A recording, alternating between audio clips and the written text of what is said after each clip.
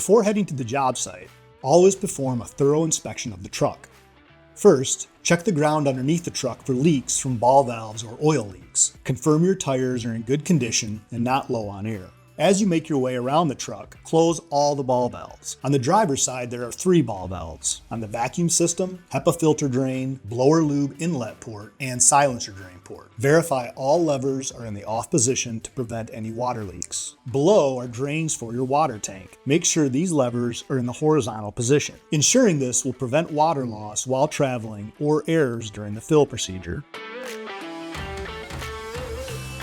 On the back of the truck are 2 dewatering ball valves. Make sure both are closed. Make sure the wash hose connection is closed. On the passenger side, there are 7 ball valves that need to be closed. The only valve that should remain open is on the passenger side. This is the transfer pump supply ball valve. It must stay open to supply clean water to the transfer pump through this manifold.